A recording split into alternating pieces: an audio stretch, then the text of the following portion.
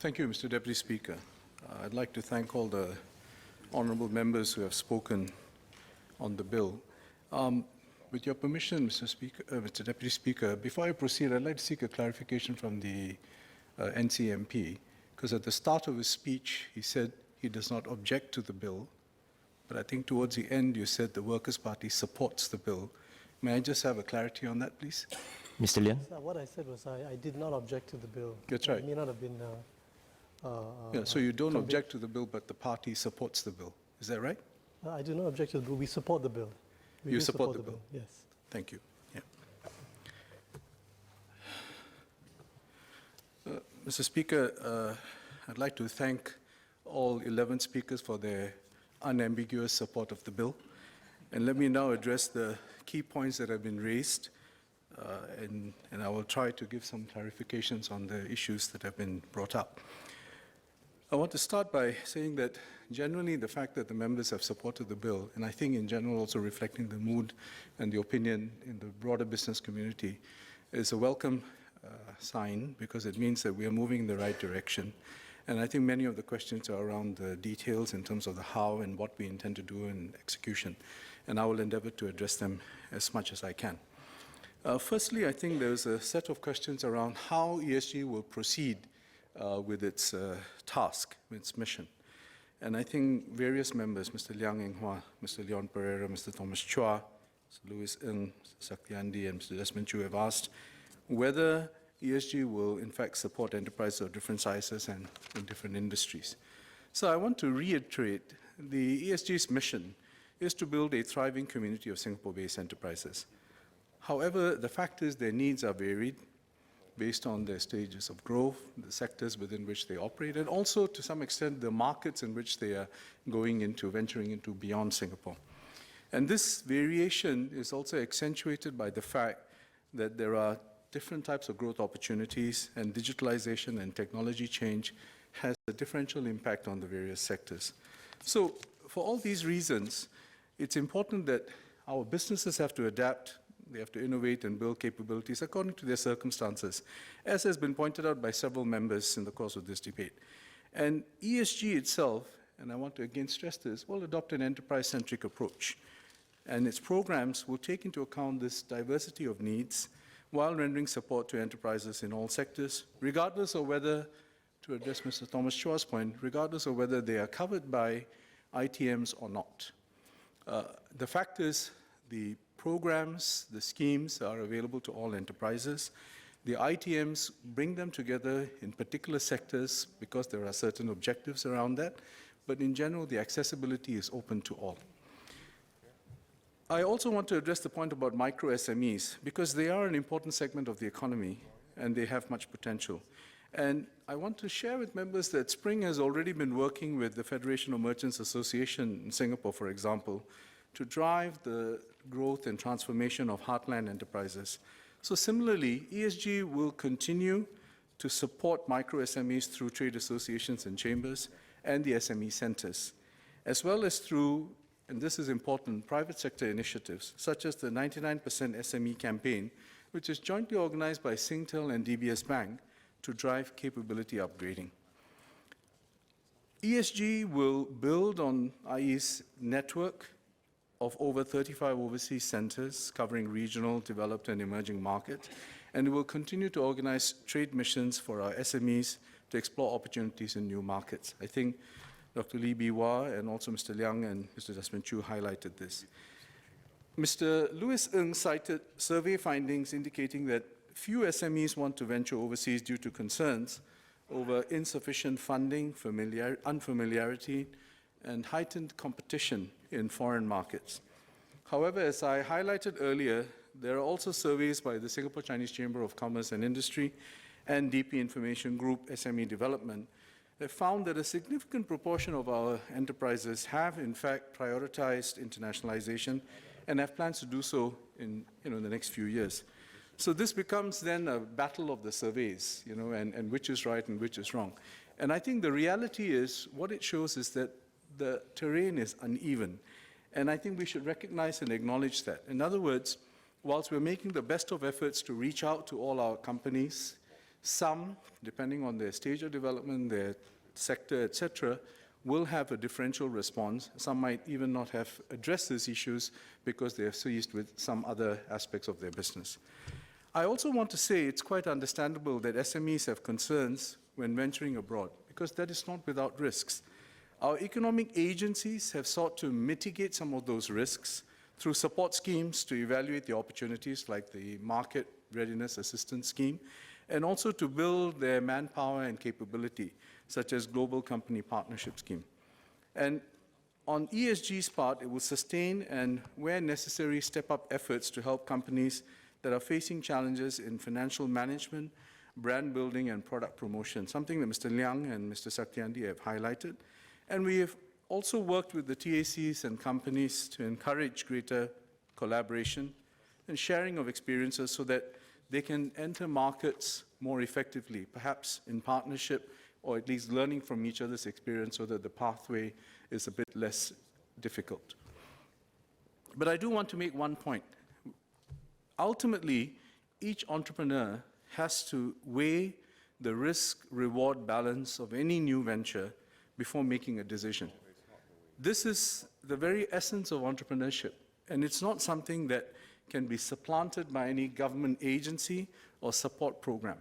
And so it's important that whilst we have this architecture of schemes and programs to support our enterprises, our entrepreneurs have to step up, make the assessments, and take the decision.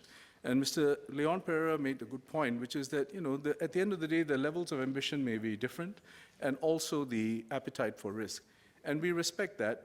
So it's more about individual companies and their leaders making the choice, and then benefiting from the appropriate schemes that are available from our economic agencies.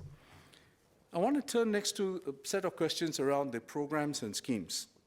Various MPs have raised this, members have raised these questions, and they have asked whether the government schemes will be streamlined, if not now, then in the future in the process of the transition. Generally, the streamlining of government grants is an ongoing process because we want to ensure policy efficacy, meaning it is achieving its desired or stated objective, and also to ensure accessibility for businesses, and importantly, staying relevant in the context of the different circumstances. So, for example, there have been changes made to some of the processes. The Business Grant Portal was launched in January last year to provide a one-stop portal for businesses to apply for grants without having to approach multiple agencies. This is an important step. It includes grants, not just those administered by MTI agencies, but also others like BCA's Building Information Model Fund. And the plan is to add more grants to this portal progressively. And we share the objective of wanting to make things simpler for our companies, and ESG will continue the review of its touchpoints, processes, and schemes for that purpose. But at the same time, I agree with the point made by Dr. Lee Bee-Wah, that whilst we have a quest for ease of access and efficiency in the administration of government grants, these should not come at the expense of efficient and effective safeguards. The government takes a strong stance against any case of fraud or abuse and will take stern enforcement action after investigations.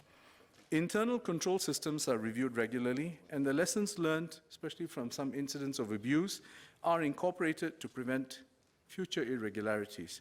It is not foolproof, but it's an important part of the process of continuing to ensure the safeguards are in place. And on the specific point about the transition, because the schemes are being administered by Spring and IE today, and after 1st of April will be by ESG, the important element here is not so much to have an audit today, but ensuring that there's a clear audit trail, because many of the officers will, in fact, all the officers will be working in the new organization in one form or another. And it's important that we have the data, the analysis, and the audit trails so that if there's a need for verification, it can be done regardless of when that need arises. I want to assure Mr. Louis Ng that ESG will continue Spring's close collaboration with our agencies such as NEA in order to encourage the SMEs to adopt efficient energy practices in their businesses. as well also to support the adoption of standards that will ensure the sustainability. These practices, and I want to echo the point that he made and also others have made, they are not relevant just for the reason of sustainability of the environment, but they also make good business sense. And in fact, many enterprises today differentiate themselves on the basis of their sustainable practices. So we encourage it. Mr. Gantiampo's query was whether there's been a good take-up rate of the programs that support our local enterprises. As I said in my earlier, in the second reading speech, both Spring and IE have been able to reach out to more and more enterprises over the years, and there's been a good traction. And I think this is something that will continue under the ESG, and it will reach out to more companies. We will share more details on any changes to the suite of schemes and grants at the upcoming budget and committee of supply debates. But before I move on, I did want to highlight one thing. As we listen to the comments and ideas made by many of the members who spoke today, I think the inherent tensions in some of our aspirations become quite apparent. On the one hand, we want one organization because that will make it easy for everyone to know where to go to get what kind of help. On the other hand, we want the nimbleness and flexibility of small organizations because they can move around and be more quick in their response. On the one hand, we want customized programs to help companies who have got specific needs and they've got higher ambitions or greater risk appetite. On the other hand, we want broad-based, easy schemes so that companies don't have to go through a major exercise of providing information in order to benefit from them. On the one hand, we want easy access. On the other hand, we want effective safeguards. So these are tensions in the administration of any government program, really. And I think this is something that ESG will have to wrestle with. So the last I checked, the ESG officers or today's IE and Spring officers are not Cape Crusaders. They are people like you and me. They're making an effort to reach out and do the best that they can. And I think what we will find as we go forward is that they will try to find this balance, adjusting their programs and schemes according to the needs of the companies on the ground, but also with an eye to Singapore's long-term economic objectives and future.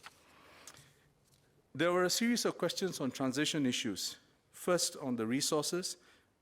ESG will draw on the combined resources of IE and Spring, except for the headcount and budget that goes with the consumer protection role, which will be transferred to the Competition Commission.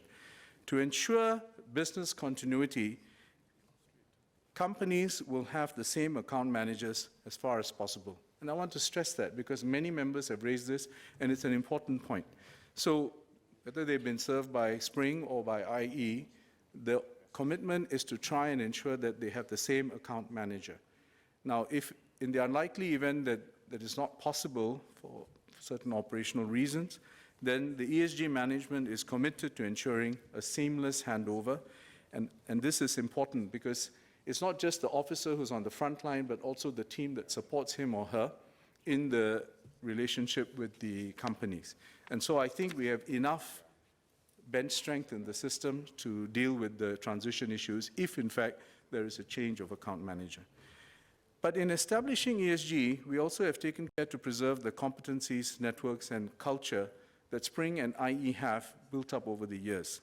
So I want to assure members, especially Mr. Liang, Mr. Patrick Tay, and Mr. Saktiandi, and Desmond Chu, that all IE Spring officers can look forward to augmented roles and opportunities, and in some cases, new assignments in the Enterprise Singapore. And as part of any move, whether it is an enlarged role or a new role, there will be training and mentorship that is relevant that will be provided. And ESG will also continue to recruit officers from both the public and the private sectors, because you need that blend of capabilities, and they need the relevant industry and international business experience in order to support the mission. And this will include tapping on industry experts to support the enterprises through counsel, advice, which is something that Dr. Lee Biwa has talked about. Mr. Patrick Tay has also asked about the integration of the cultures and workflows of the two organizations. This is the perennial challenge of any merger. The key is to get the mission clear and the leadership correct. In the case of ESG, the mission is clear And importantly, it builds on the work that has already been done by IE and Spring. And in terms of leadership, the chairman-designate, Mr. Peter Ong, who's a former head of civil service and also has served in Ministry of Trade and Industry and so on, and the CEO-designate, Mr. Peng Chong-boon, who is the second permanent secretary of MTI and has helmed several economic agencies. Together, they bring extensive leadership experience in the public service and in working with the business community. So I'm confident that they and the senior management will build a strong culture of the organization and a mission orientation in ESG. Let me now move on to the point on partnerships and collaboration, which several members have stressed. Even as we strengthen the ESG in terms of its capabilities through its programs, etc., we have to ensure that the partnership and co-ownership of initiatives is something that is emphasized in the relationship with companies and industry stakeholders, because that is key to success. We have to collectively own this and work together on it. So I agree with Ms. Jessica Tan, Sir Patrick Tay, and Mr. Henry Kwek that all stakeholders must work closely together to understand the challenges and also identify the opportunities. And broadly, we are doing this in three ways. First is collaboration within the public sector. So with the merger, ESG and the Economic Development Board will form two critical and complementary government agencies that will help formulate and implement strategies for the development of industry clusters and enterprises in Singapore. And these agencies will also work closely with A*STAR and JTC, among other government organizations. So we bring first a public sector holistic perspective to the engagement and the policies. Second, EDB and ESG will promote partnerships within the private sector, a point that's been raised by several members. Through the Partnerships for Capability Transformation program, they will drive greater collaboration between multinational corporations, large local enterprises, our SMEs, and also our startups, so that they can reinforce each other's strengths. And in the process, we end up with a competitive industry and one that is able to compete globally. And thirdly is the collaboration that we have with other industry stakeholders, like TACs, who are important agents of change within industries. So Mr. Henry Kwek spoke on the need to professionalize our TACs, which Spring and IE have already been doing and supporting through the Local Enterprise and Association Development Program. We had a further evolution of that through LEAD Plus that was introduced in Budget 2016 to strengthen the leadership and secretariat teams at the TACs and also to improve their organizational processes and deliver new value-added services. And in 2017, Spring and IE committed a further $100 million from the 2016 to 2020 FYs to encourage TACs to drive impactful cross-industry projects. So we are supporting this, our TACs, in terms of their people, their capability, and their ability to run programs that affects the entire industry. So I think there is scope here, and the points that have been raised by Mr. Saktiandi in the context of the Malay Chamber, for example, I mean, these are the areas where we can they can form the agenda for engagement between ESG and the Malay Chamber, for example. And the point that Ms. Jessica Tan made about sharing amongst SMEs, again, is something where you can get this private-private collaborations going in order to see how SMEs can rely on each other and perhaps pool some of their resources. Mr. Henry Kwek talked about the SME centers. As a first stop, they are important nodes to provide customized business advice and to help our SMEs better understand government initiatives. So it's a two-way thing. It's not just about them going to the SME centers to apply for grants. It's also for the SME centers to convey and cascade information on government programs and initiatives. In 2016, we enhanced our SME centers to provide business diagnosis, run upgrading projects, and solve common business challenges. And there are plans for more of such group-based upgrading projects with other SME centers, TACs and merchant associations, so that more of our SMEs can benefit from them.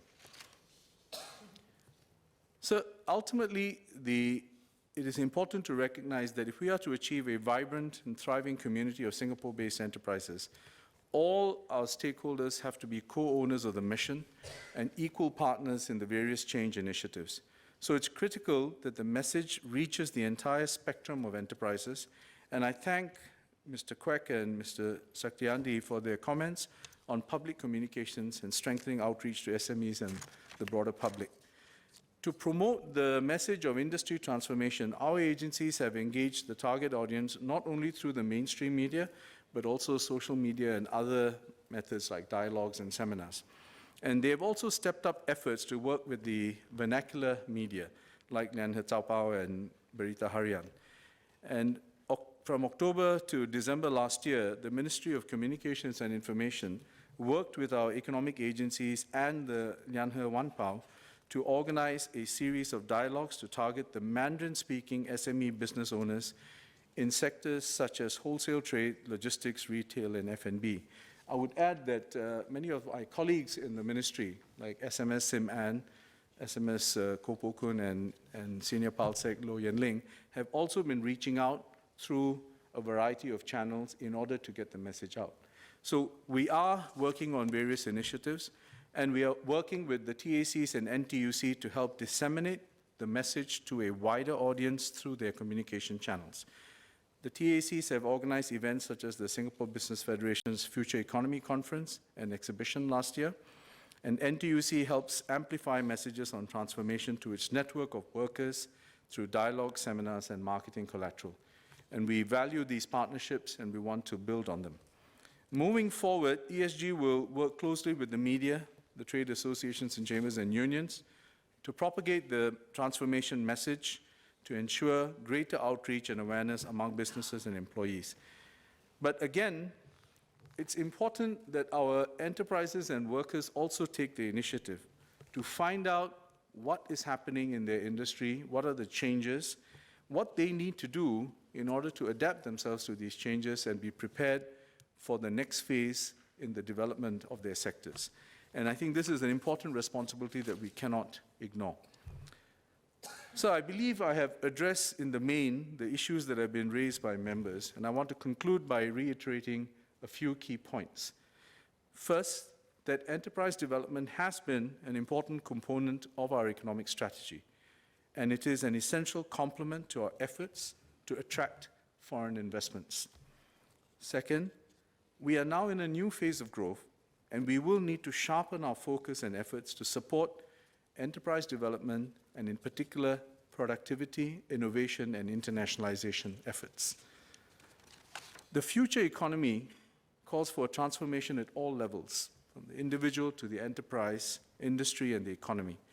So just as the companies are being exhorted to adapt to keep pace with changes in the global economy, government agencies and their programs must also respond with agility to the shifting needs of industries and enterprises.